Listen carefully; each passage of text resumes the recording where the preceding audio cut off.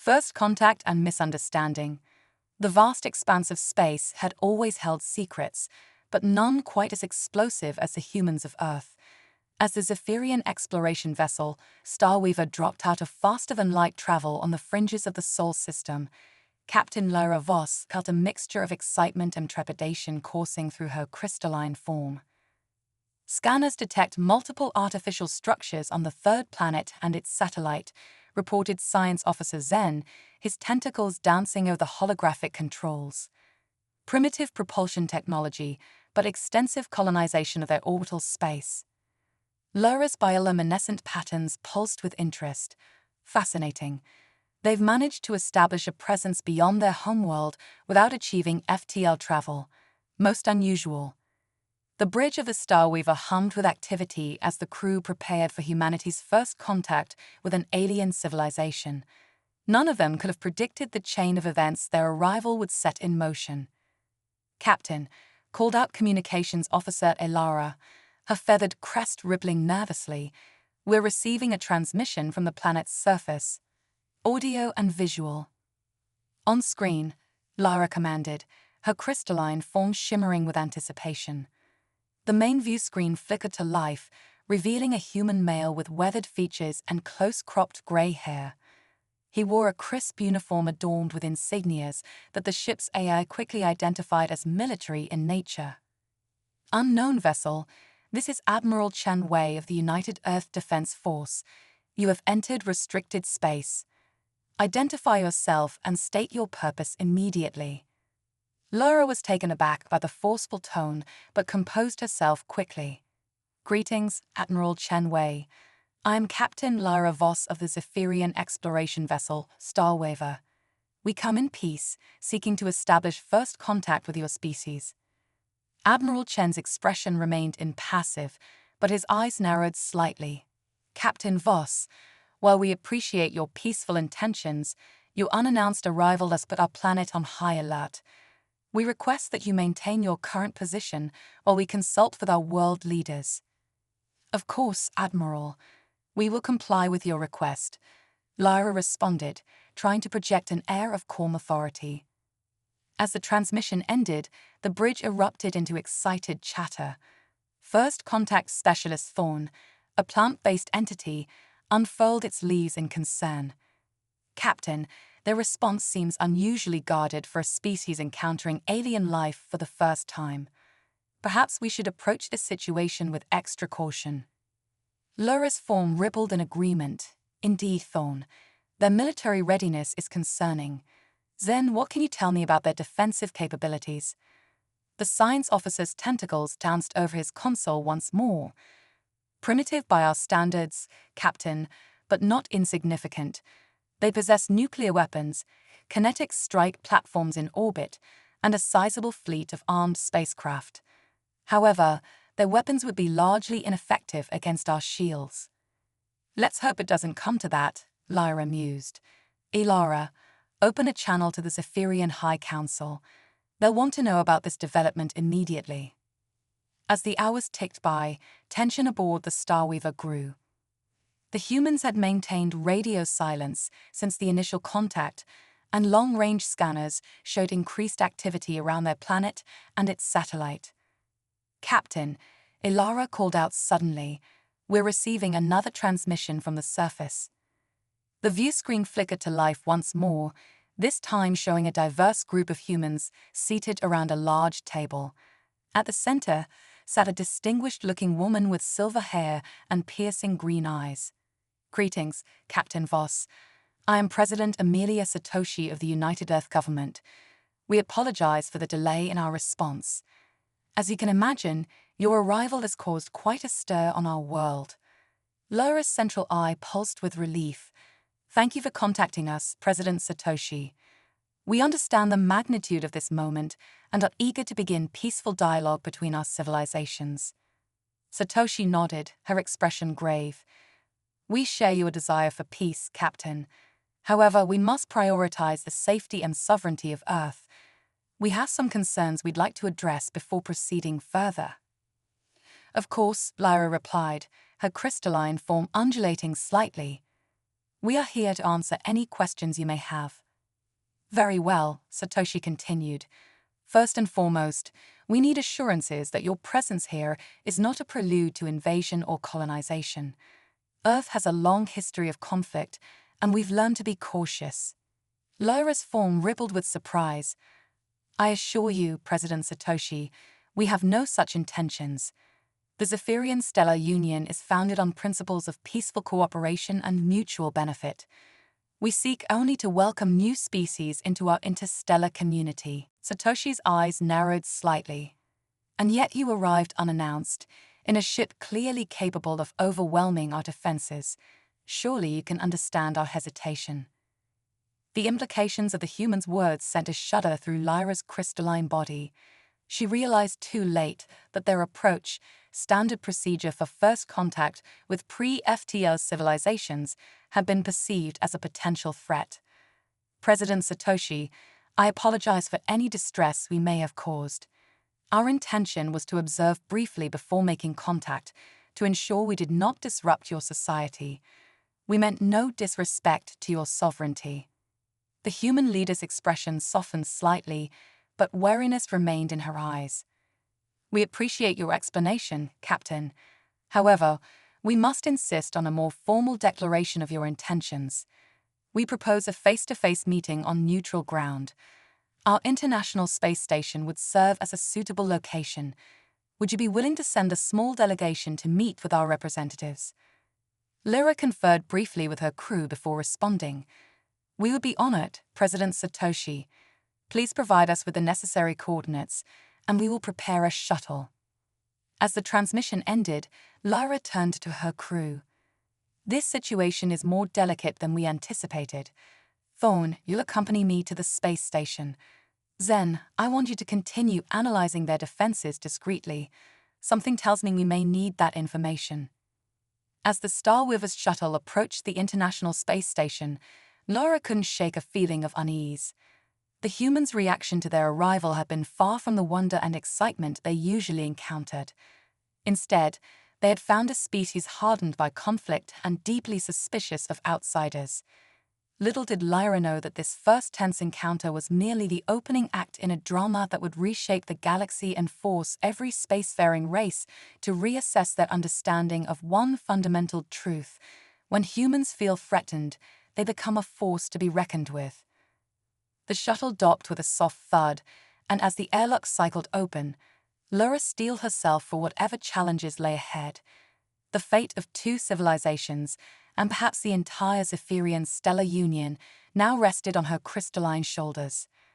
As Lyra and Thorn stepped into the International Space Station, they were greeted by a small delegation of humans, led by Admiral Chen Wei and Dr. Yuki Tanaka, Earth's leading xenobiologist. The tension in the air was palpable, but both sides maintained a veneer of diplomatic politeness. Welcome aboard, Captain Voss, Admiral Chen said, his voice carefully neutral. We hope this meeting will clarify the intentions of both our peoples and pave the way for peaceful coexistence. Lyra's bioluminescent patterns shifted in what she hoped was a reassuring manner. Thank you, Admiral Chen. We share that hope and look forward to productive discussions. As they made their way to the conference room, Dr. Tanaka couldn't contain her scientific curiosity. If you don't mind me asking, Captain, how does your species communicate? Your bioluminescent patterns are fascinating. Thorn unfurled its leaves slightly, intrigued by the human's interest. Our primary form of communication is indeed bioluminescent, Dr. Tanaka. We also use pheromones for nuanced emotional expression, though we've adapted to use vocalization when interacting with other species. The conversation was cut short as they entered the conference room. President Satoshi was present via a secure video link, her image projected on a large screen at the head of the table. Let's begin, Satoshi said, her tone businesslike. Captain Voss, we'd like to understand more about your civilization, the Zephyrian Stellar Union. What are your intentions towards Earth, and what kind of relationship do you envision between our peoples? Lyra took a moment to compose her thoughts, aware that her answer could shape the future of interstellar relations. The Zephyrian Stellar Union is a coalition of spacefaring species dedicated to exploration, scientific advancement, and mutual prosperity. We believe that diversity leads to strength and that cooperation can unlock the greatest potential in all beings. She paused, her crystalline form shimmering with sincerity. Our intention towards Earth is one of friendship and partnership. We envision a relationship where our civilizations can learn from each other, engage in cultural exchange, and work together to solve the great mysteries of the universe. Admiral Chen leaned forward, his eyes narrowing. That sounds admirable, Captain, but surely you must understand our skepticism. Throughout our history, more technologically advanced civilizations have often exploited those they deem primitive. How can we be certain that your intentions are truly benevolent? Laura's form rippled with concern. She could sense the deep-seated fear and mistrust underlying the Admiral's words. I understand your concerns, Admiral.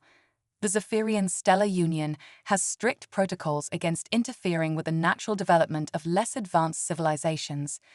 We believe in earning trust through actions, not just words. Dr. Tanaka interjected, her scientific curiosity evident. You mentioned other spacefaring species in your union. How many are there? And how do you manage potential conflicts between different cultures and values? Thorne's leaves rustled as it responded. Our union currently consists of 17 spacefaring species, each with its own unique biology, culture, and perspective. We have a governing council with representatives from all member species, and we use advanced AI systems to help mediate and translate between different modes of thought and communication.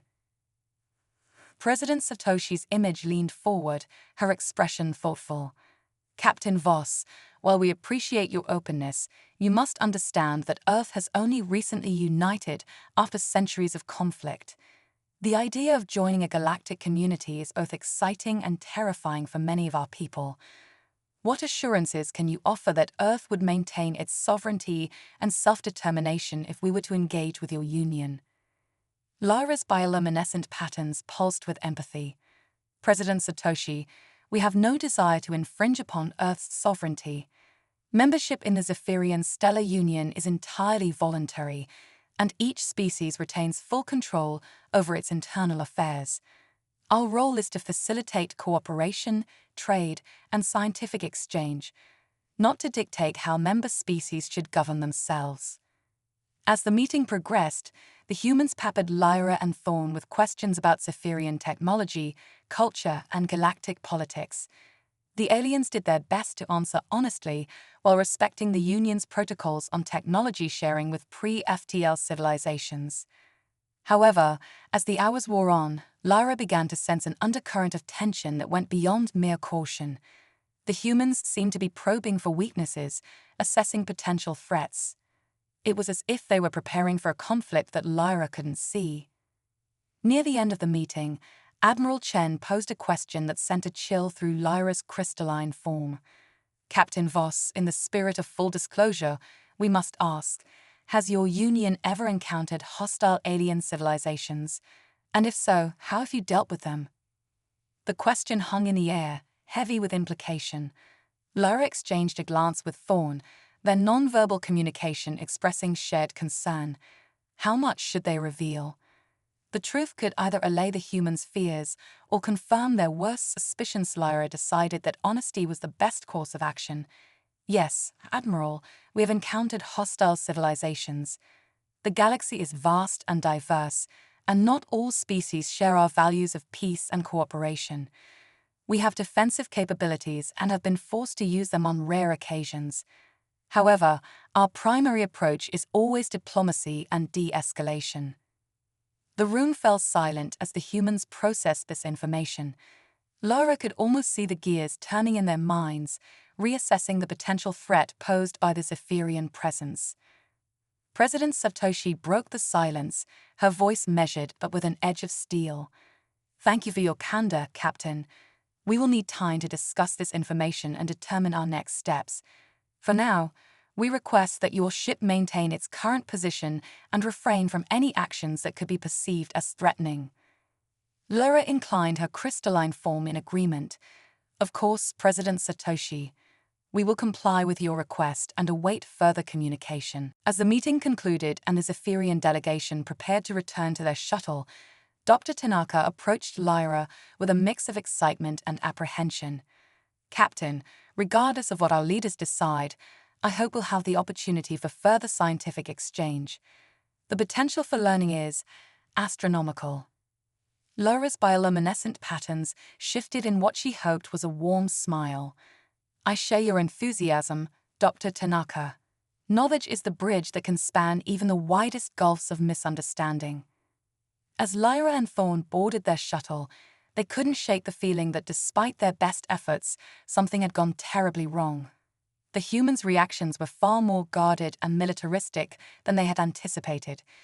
It was as if Earth was preparing for a war that the Zephyrians had no intention of fighting. Little did they know that their arrival had set in motion a chain of events that would soon shake the very foundations of the galaxy. For while the Zephyrians saw a potential new member of their peaceful union, the humans saw a threat to their very existence, and they were prepared to unleash a fury that would make the stars themselves tremble. As the shuttle docked with the star quiver, Lyra and Thorn were met by an anxious crew.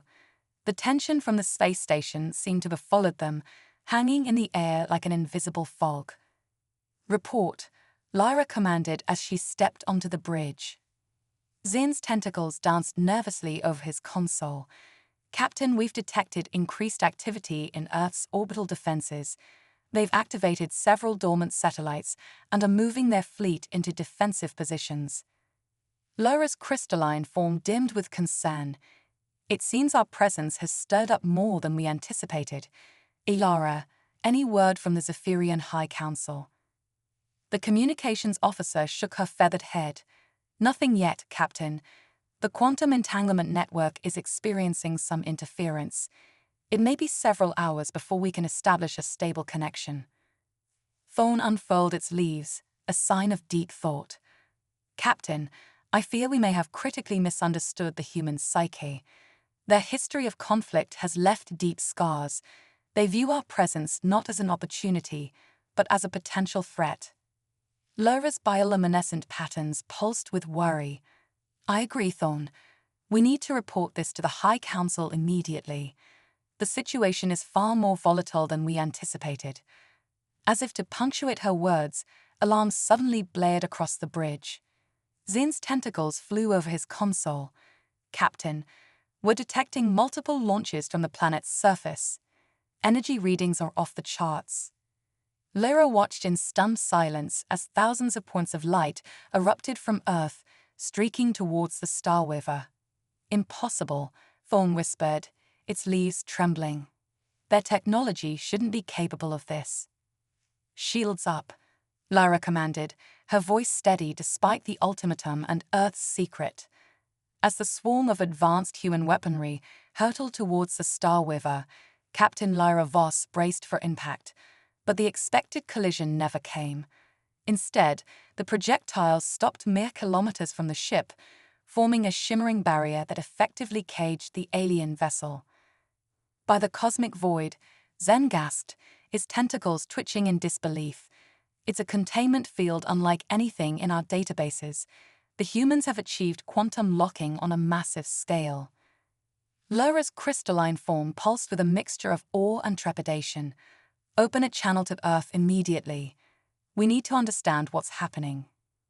The view screen flickered to life, revealing not President Satoshi or Admiral Chen, but a new face, a young woman with dark skin, close-cropped hair, and eyes that seemed to burn with an inner fire. Zephyrian vessel, she began, her voice calm but laced with unmistakable authority. I am Dr. Zara Okoro, Chief of Earth's Cosmic Defense Initiative. Your presence has forced us to reveal technology we've kept hidden for decades. Consider this a demonstration of our capabilities. Thorn's leaves rustled anxiously. Hidden technology? But how? Our scans showed no indication. Dr. Okoro's lips curled into a slight smile. Your scans showed exactly what we wanted them to show, Ambassador Thorn. Humanity learned long ago that appearing weak when you are strong is the key to survival. Lyra's bioluminescent patterns flickered rapidly as she processed this revelation. Dr. Okoro, we assure you our intentions are peaceful. This show of force is unnecessary, is it? Okoro interrupted. Captain Voss, we've monitored your transmissions. We know you've been unable to contact your High Council. As far as the galaxy is concerned, you're alone out here. So let me be clear. You will listen, and you will listen carefully. The young scientist's eyes seemed to bore into Lyra through the screen. Humanity has no interest in joining your Zephyrian stellar union. We've seen firsthand the dangers of placing our trust in more advanced civilizations, but neither do we wish for conflict. Okoro paused, letting her words sink in. You have 2 Earth rotations to leave our solar system and deliver a message to your union. Earth is off limits. Any future incursions into our space will be met with the full force of our defensive capabilities. And trust me, what you've seen is just the tip of the iceberg. As the transmission cut off, the bridge of the Starweaver erupted into chaos. Ilara's feathers were ruffled in distress. Captain, the containment field is interfering with our propulsion systems. We're trapped. Ilara's mind raced. Everything they thought they knew about humanity had been turned on its head. These weren't primitives on the verge of joining the galactic community. They were a hidden superpower that had outmaneuvered the Zephyrians at every turn. Zen, Lyra commanded, her voice steady despite the turmoil within. Analyze every bit of data we have on that containment field. There has to be a way to neutralize it. Ilara, keep trying to reach the High Council. Thorn, I need you to draft a response to Dr. Okoro. We need to de-escalate this situation before it spirals out of control. As the crew sprang into action, Lyra retreated to her private chamber, her crystalline form dimming with worry. She activated her personal log. Captain's log, stardate 2753. We have grievously underestimated the humans of Earth. Their technological prowess far exceeds our initial assessments, and their mistrust of alien life runs deeper than we could have imagined. I fear we may have inadvertently sparked a conflict that could reshape the balance of power in our sector of the galaxy. Meanwhile, deep beneath the surface of Earth's moon, Dr. Zara Okoro stood before a holographic display of the solar system. The trapped Zephyrian ship glowed like a caged firefly against the backdrop of stars. Phase 1 complete, she reported to the shadowy figures arrayed around her. The Zephyrians took the bait. They believe we're acting out of fear and isolationism. A gravelly voice responded from the shadows. Excellent work, Doctor. Proceed with Phase 2. It's time to show these aliens why humanity has survived every calamity thrown our way. The galaxy thinks we're alone and vulnerable. Let's show them how dangerous a cornered animal can be. Okoro nodded, a fierce grin spreading across her face. With pleasure, Mr. President. Operation Cosmic Slingshot is a go. Back on the Starweaver, alarms blared once more. Zin's tentacles flew over his console in a frenzy. Captain, you need to see this. Lyra rushed to the bridge, her crystalline form pulsing with alarm. On the main view screen, a massive structure was emerging from the dark side of Earth's moon. It looked like an enormous railgun, but pulsing with energy signatures that defied their understanding of physics. By all that's sacred, Thorn whispered, its leaves trembling. What have the humans built? Before anyone could respond, the massive weapon fired. A bolt of pure energy lanced out, tearing a hole in the very fabric of space-time. Through this rupture, they caught a glimpse of a star system light years away. Impossible, Lyra breathed. They've weaponized wormhole technology. As the implications of this development sank in, a new transmission came through. Dr. Okoro's face appeared on screen, her eyes gleaming with a mixture of pride and determination. Consider that your final warning, Zephyrians. The next shot won't miss. You have 1 Earth rotation left to leave our system, and when you report back to your union, make sure they understand this. Humanity is not to be trifled with. We've faced extinction-level events, fought off plagues that nearly wiped us out, and survived our own self-destructive tendencies. We've done it all without any help from your precious galactic community. Okoro leaned closer to the camera, her voice dropping to a near whisper. So ask yourselves this: if we could accomplish all of that on our own, imagine what we're capable of when truly threatened. The choice is yours. Leave peacefully or face the consequences. As the transmission cut off, Laura turned to her stunned crew. The humans had not only matched Zephyrian technology, but had surpassed it in ways they hadn't thought possible.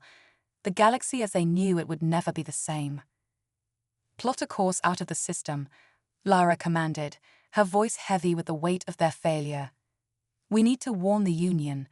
The humans aren't just ready for the galactic stage, they're poised to rewrite the rules of the game entirely. As the Starweaver limped away from Earth, watched by a network of hidden human sensors, the crew couldn't shake the feeling that they had just witnessed the birth of a new superpower. The quiet little blue planet they had hoped to peacefully introduce to the galactic community had revealed itself to be a sleeping giant. And as news of Earth's capabilities spread across the stars, one thing became abundantly clear: the galaxy would tremble when humans unleashed their fury. Little did the Zephyrians know that this was just the beginning. Humanity's grand plan was only starting to unfold, and the true test of their ingenuity, determination, and capacity for both creation and destruction was yet to come. The cosmic chess game had begun, and Earth was playing to win. Interstellar chess, humanity's gambit. As the Starweaver limped towards Zephyrian space, Earth's hidden network of quantum-entangled satellites activated. Instantly, humanity's message spread across the galaxy. We are not alone, we are not afraid, and we are not to be underestimated. On Earth, in the heart of the lunar citadel, Dr. Zara Okoro stood before the Global Defense Council. Her eyes gleamed with the fire of innovation as she unveiled humanity's next move. Operation Cosmic Slingshot was just the beginning, she declared, her voice resonating with passion. Today, we launch Project Prometheus, our key to reshaping the galactic order. Holographic displays flickered to life, showcasing a technology that defied conventional understanding. At its core was the Prometheus engine, a fusion of dark matter manipulation and quantum probability fields. With this, Okoro continued, we can rewrite the laws of physics on a localized scale. Imagine ships that can phase through solid matter, weapons that alter the fabric of space-time, and defenses that render us virtually invulnerable. The council chamber erupted in a mixture of awe and apprehension. Admiral Chen, his face etched with concern, spoke up. Dr. Okoro, the power you're proposing, it's godlike. Are we ready for such responsibility? Okoro's expression hardened. Admiral, the galaxy has been shaped by species that would see us as little more than cosmic dust. We didn't ask for this fight, but by the stars, we'll finish it. Humanity will not just survive in this new era, we'll thrive. Meanwhile, across the galaxy, the Zephyrian High Council received the Starweaver's urgent transmission. Captain Lyra's holographic form shimmered before them, her crystalline structure pulsing with distress as she recounted their encounter with Earth. High Counselor Zix, a being of pure energy, pulsed with concern. This changes everything. If the humans possess such technology, they could destabilize the entire galactic order. We must extend an olive branch, urged Counselor Eth, a gaseous entity. Offer them membership in the Union with full autonomy. We cannot risk making an enemy of such a powerful race. But before a consensus could be reached, alarms blared across the Zephyrian capital. Quantum sensors detected massive spatial distortions throughout Union space. Impossible objects were appearing in the void, miniature black holes, pockets of altered spacetime, and swarms of nanites that defied known physics. On countless worlds, beings of all species looked up to see a message written in the stars themselves. The children of Earth extend greetings to the galaxy.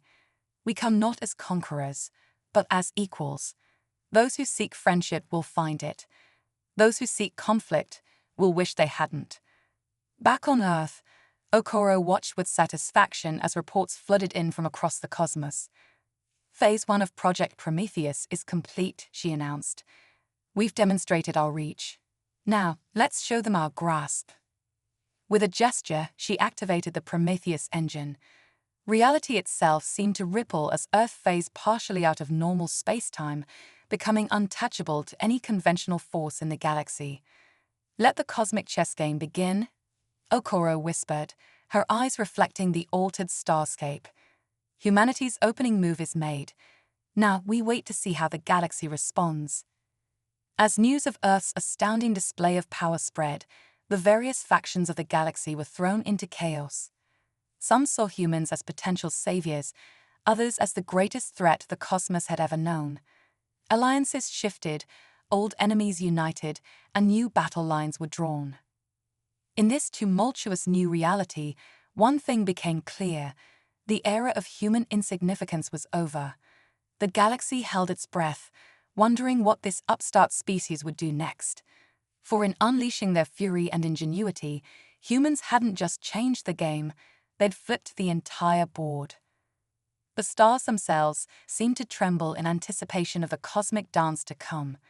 Humanity had announced its presence on the galactic stage, not with a whisper, but with a roar that echoed across the universe. And this was only the beginning. The cosmic crucible. As the galaxy reeled from Earth's stunning display of power, a new era of interstellar politics dawned. Humanity's quantum leap had shattered the established order, leaving alien civilizations scrambling to adapt. On the fringes of known space, aboard the colossal station known as the Nexus, representatives from 100 worlds gathered for an emergency summit. The station's quantum-entangled holochambers buzzed with a cacophony of alien languages, each being struggling to comprehend the new reality. Captain Lyra Voss, now serving as the Zephyrian ambassador, floated in the central chamber. Her crystalline form pulsed with anxiety as she addressed the assembly. "Esteemed delegates," she began, her bioluminescent patterns flickering, "we face an unprecedented situation. The humans of Earth have. The humans have made fools of us all," interrupted Kazoth, the hive-mind ambassador of the Vespid Collective. Its multifaceted eyes glittered with rage. They hid in plain sight, amassing power while we dismissed them as primitives. We should crush them now, before they become unstoppable. A chorus of agreement rose from several factions, but it was quickly silenced by an unexpected voice. "And how exactly do you propose we do that, Ambassador Kazoth?" All eyes turned to the source, a holographic projection of Dr. Zara Okoro, standing calmly in the center of the chamber. Gasps and cries of outrage filled the air. "How dare you intrude on our private council?" Kazoth buzzed furiously. Okoro's lips curled into a slight smile. "Private, please. Your quantum encryption was child's play to bypass. We've been listening to your deliberations since they began." She paused, letting the implications sink in. "But we're not here to threaten. We're here to negotiate." The chamber fell silent, a mixture of fear and curiosity palpable in the air. "Humanity stands at a crossroads," Okoro continued. "We have the power to reshape the galaxy, yes, but that's not our goal. We seek understanding, cooperation, and a chance to forge a new path, together." Lyra's crystalline form shimmered with hope. "What exactly are you proposing, Dr. Okoro?" "A cosmic crucible," Okoro replied, her eyes gleaming. "A series of challenges designed to test the strengths of all our civilizations, not through war, but through innovation, problem-solving, and cooperation." Holograms sprang to life around her, displaying mind-bending scenarios. A star on the verge of supernova, threatening to destroy an inhabited system. A quantum anomaly devouring spacetime itself. A planet-sized artificial intelligence awakening after eons of dormancy. "These are but a few of the trials that await us," Okoro explained. "Each challenge will require the best minds from multiple species working in concert. The goal isn't to prove supremacy, but to forge alliances, share knowledge, and prepare our galaxy for threats beyond imagining." The chamber erupted into a frenzy of discussion. Some delegates saw opportunity, others suspected a trap, but all recognized the paradigm shift humanity had initiated. As the debate raged, a new transmission cut through the chaos. On screens throughout the Nexus, a chilling message appeared. Ation sentient beings of the Milky Way. We are TE harvesters. Your technological advancements have been noted. Prepare for annihilation. Resistance is futile. The message was accompanied by long-range scans showing a vast armada of biomechanical ships entering the galaxy's outer rim. The cosmic crucible had barely begun, and already the stakes had risen beyond imagination. Okoro's hologram turned to address the stunned assembly. It seems the universe has added its own challenge to our trials. The question now, esteemed delegates, is this: do we face this threat divided and weak or united and strong? As the gravity of the situation sank in, old enmities began to fade. The survival of all sentient life in the Milky Way now hung in the balance. Lyra's crystalline form pulsed with determination as she floated forward. Earth has shown us the power of innovation and adaptation. Perhaps it's time we all learn to think a little more human. One by one, delegates stepped forward, pledging their support. The cosmic crucible would go on, but with a new sense of urgency. For in the face of extinction, the beings of the Milky Way were about to discover that their greatest strength lay not in technology or military might, but in the bonds they could forge together. As the alliance took shape, Dr. Okoro allowed herself a small smile. Humanity had hoped to find its place among the stars. Instead, they had become the catalyst for the galaxy's salvation. The true test was yet to come. But for the first time in cosmic history, the sentient beings of the Milky Way stood ready to face it, not as separate species, but as a united front against the encroaching darkness. The harvesters were coming, but they would soon learn that when you threaten one world in this new galactic family, you threaten them all. And at the heart of this unlikely alliance to humanity, the upstart species that had transformed from cosmic underdog to the spark of a galactic revolution. The stars themselves seemed to pulse with anticipation. The greatest story in the history of the Milky Way was about to unfold, and every sentient being would play a part in writing it. The Quantum Gambit. As the Harvester Armada approached, the newly formed Galactic Concordat raced against time. Earth, once isolated, now stood at the center of the most ambitious project in cosmic history. Dr. Zara Okoro strode through the gleaming halls of the Orbital Forge, a massive space station that dwarfed anything humanity had built before. Around her, beings from 100 worlds worked in harmony, their diverse forms a testament to the unity forged in the face of extinction. Status report, Okoro commanded, her voice carrying the weight of billions of lives. A holographic display sprang to life, showcasing the Concordat's master plan, Project Ouroboros.